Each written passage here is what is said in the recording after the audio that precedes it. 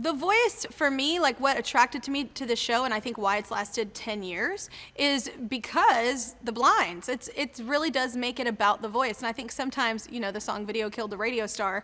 I think sometimes we can't remember a time before autotune or, just listening to really great singers and people that really move you and don't need help from anything else. It's just their God-given gift. And the blinds really supports that because you can't see them and you're really just listening to them. And I think that's really the thing that not only me, but my family, my friends really gravitate towards. It's a really interesting concept, and it's a pure concept. And I think that's why everybody loves it. I remember when I first heard of this show, I was actually on a plane to Australia, and Blake and I had the same management at that time, and I remember his manager talking to me about this singing show, and I was like, oh man, another singing show. And then he started telling me about the concept, and I was like, that's really rad. Like the whole blinds concept and how they team up with the coaches, and you get that kind of like mentorship.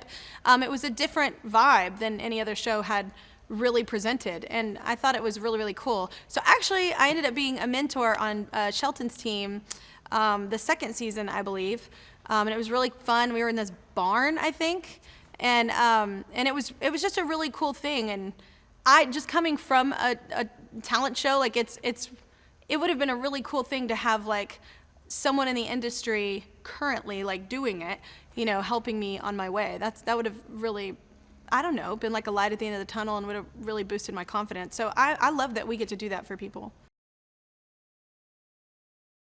I've been doing it for several seasons now, The Voice, but I think what makes it fresh every time is it's always a different crop of singers and people and personalities. It's like why you like listening to a lot of different artists that are out there. There's so many artists making music, so it's the same thing on The Voice. You turn around, you think you're gonna see this person that matches this voice, it doesn't, then you learn their personalities. You kind of, I don't know, they introduce you to music that I remember Brent Cartelli the first season introduced me to J.P. Cooper, who I fell in love with, and it's just, you start to kind of feed off of these relationships with these artists, and especially me, because of how I entered the industry.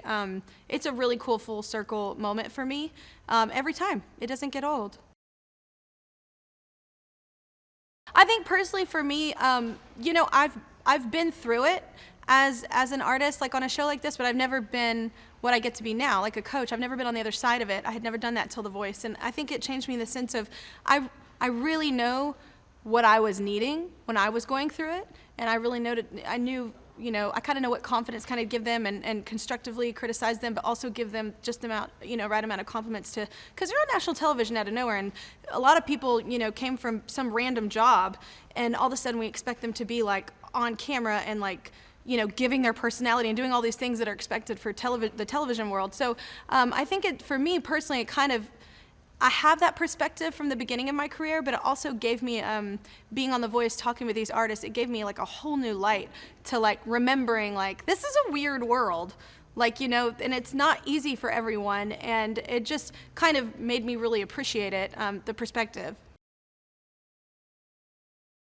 So this season, it's the boys and Kelly, but I actually love it. This is possibly my favorite blinds. It was really fun. Everyone was in good spirits, and everyone was, I think because they're boys and they kind of treat me like a boy, like I'm like a brother, so they are a little sister or whatever. So everybody was really like game and kind of leaned in on each other, and it was really fun. I think the fact that Nick, this is his second time around, he's actually sitting next to Blake, and he just lays into Blake sometimes, but then they team up sometimes.